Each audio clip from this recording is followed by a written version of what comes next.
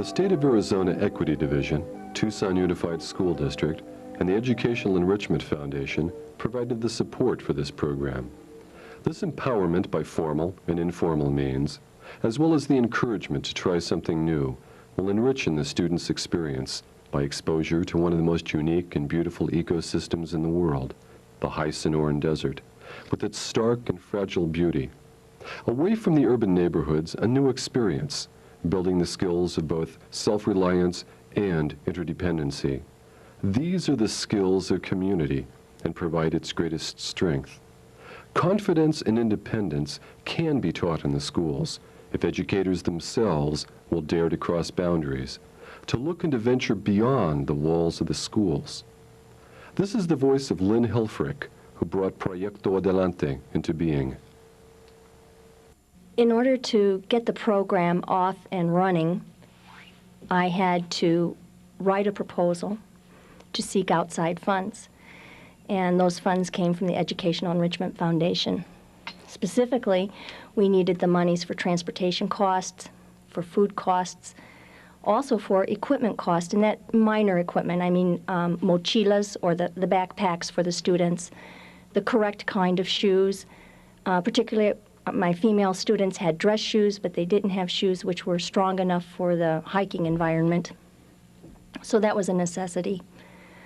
And once we procured those kinds of resources, we were off and going.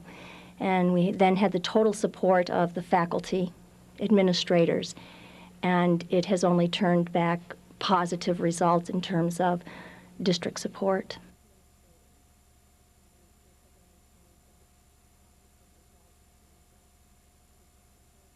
It is interesting that a lot of the students had never been out of their urban neighborhoods. And initially, to get them accustomed to the idea of going out into the desert, intimidated them. They were fearful. It was something that they weren't used to and they, or hadn't done. And I got a lot of resistance in the classroom as we prepared for the venture. Even up until the day we were going, miss, we don't want to do this. And yet, I looked beyond that. I didn't listen to that. And we went, and they loved it. It was the initial fear of doing something they hadn't done before, of crossing a boundary that they hadn't crossed before. And that's what experiential education is. It's about exploration. It's about crossing boundaries and breaking down barriers. And breaking down barriers such as self-imposed barriers, where you believe you can't do something, so you don't even try. Breaking down barriers in terms of language. Language is a barrier. Most of the students were predominantly Spanish-speaking and did not necessarily feel comfortable in an English-speaking environment. And yet, when we took them out into the wilderness, language was not a barrier.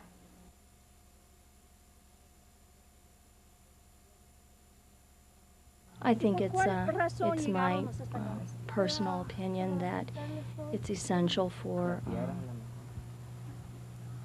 a teacher to know the language of the community. And for me, that was a personal challenge to learn the language.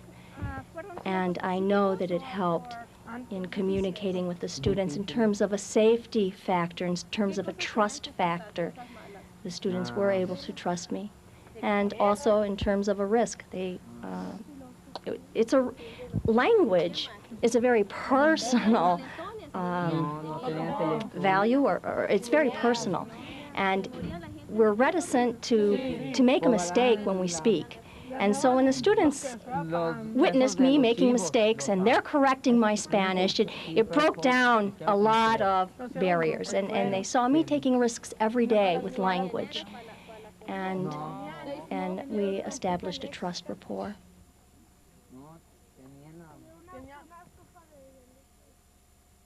The program not only included excursions out into the wilderness, into the desert, it also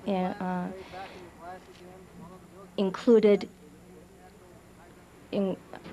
field trips to vocational sites, career exploration, where students would see Waste Management of Tucson, or Larson Company of Tucson, or the Gaslight Theater, and have an opportunity to think about their future direction in terms of employment or in terms of a skill or a talent that they had that maybe they hadn't thought of, and how to take the correct courses from middle school to high school to prepare them for the world of work.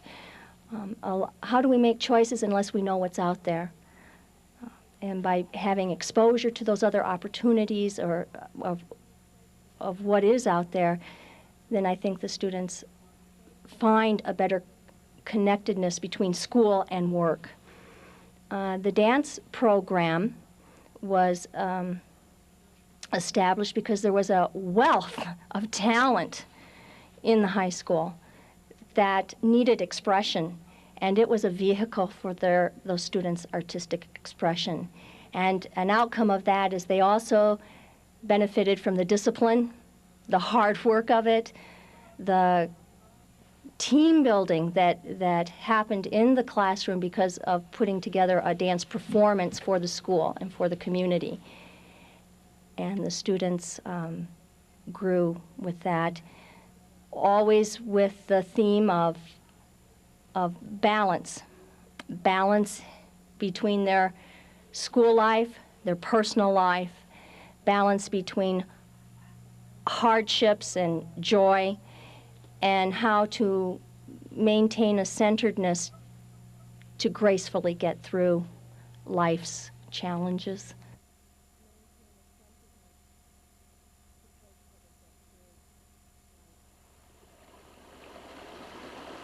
It is true that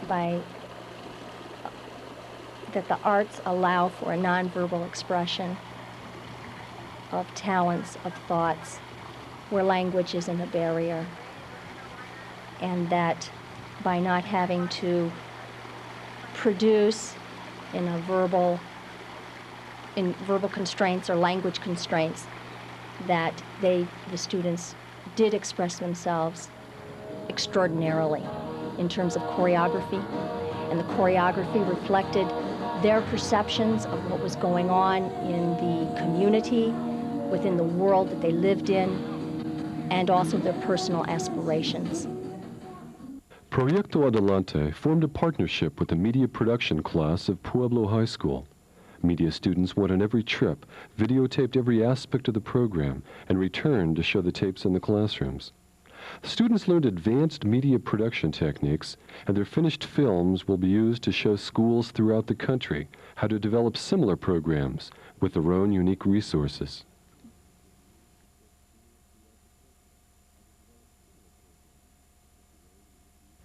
The students involved in this program were from a wide range of abilities and disabilities. Within the dance program, there were handicapped students, learning disabled, educably mentally impaired, as well as the higher achieving students which were active in student clubs. The hiking excursions predominantly took place with handicapped students, hearing impaired, educably mentally impaired, learning disabled, and emotionally handicapped. What I found is that I liked mixing my handicapped students with regular students because both learned from each other. And the handicapped students frequently taught the regular students some lessons in helping each other and patience.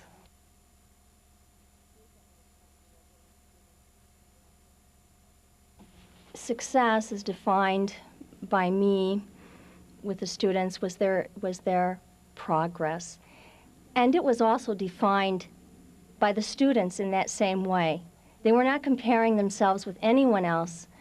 They were saying, this is what I was, and now this is what I am. This is what I couldn't do before, now this is what I can do.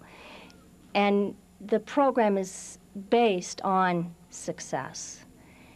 and based on the abilities that the student brings to the classroom and developing those abilities, and also expanding their abilities, having them try things they hadn't tried before and strengthen some of those weaknesses.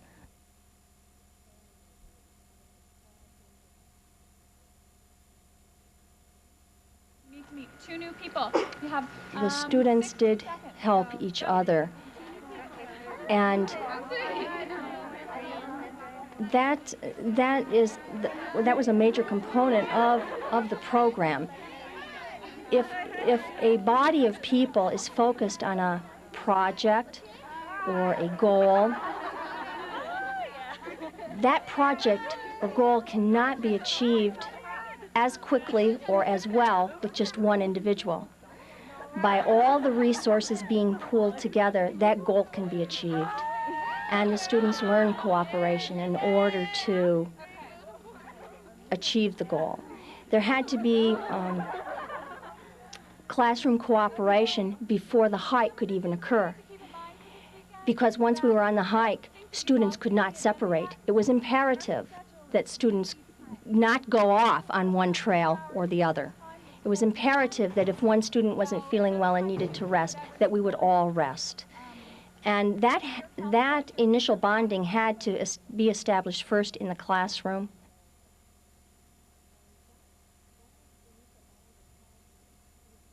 The program has progressed from its involvement in the community. Initially, it was simply picking up papers for Tucson Clean and Beautiful with a park that we had adopted. And then it progressed to an awareness of keeping our environment clean, keeping our air clean, and then educating students and teachers with video products. It then went further and beyond by making a significant contribution to our national park system, where a historical documentary was made of the Tubac to Tumacacri Trail, which is being shown at the Visitor Center. So there was a progression from in-house to out. And as the educator Glasser says, that we derive self-esteem by contributing, and the students are clearly contributing.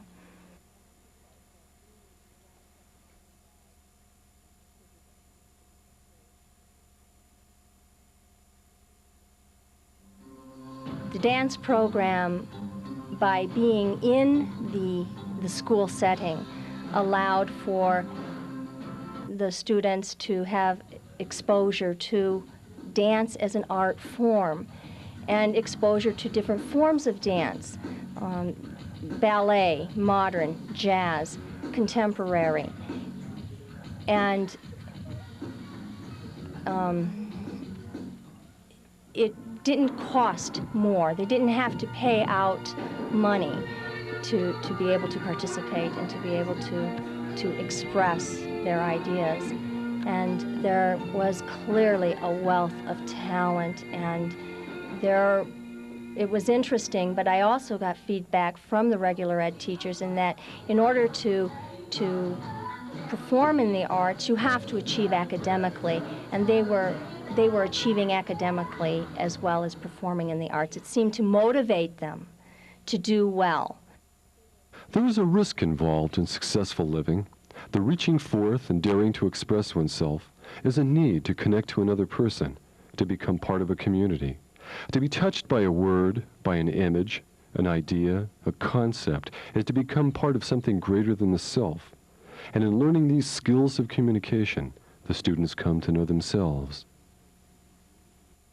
The connections that the students made from their experiences with the arts to their daily lives were monumental. A lot of it was perseverance.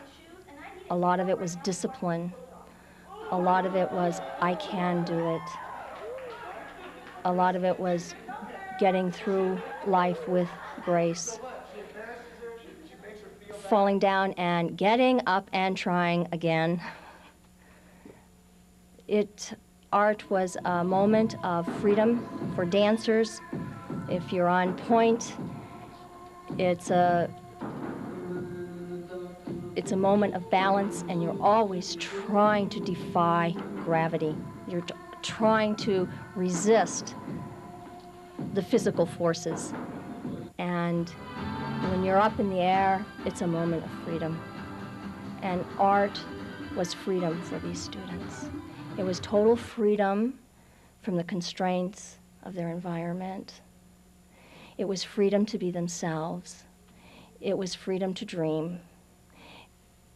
It was freedom to dare.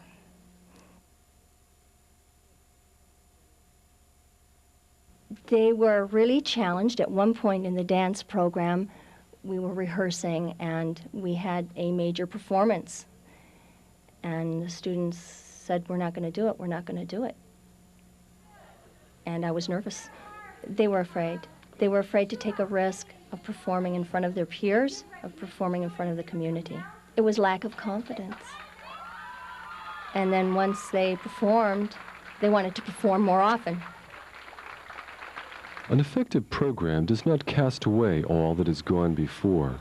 We can provide students within existing programs new opportunities to learn to accept individual differences, to value themselves, and to join what is uniquely their own into a greater community, born of their own contributions.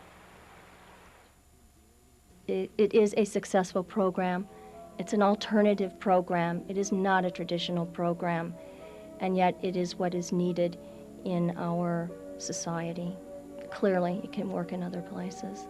Si se puede means yes, I can, and it's also community. Pueblo is about community.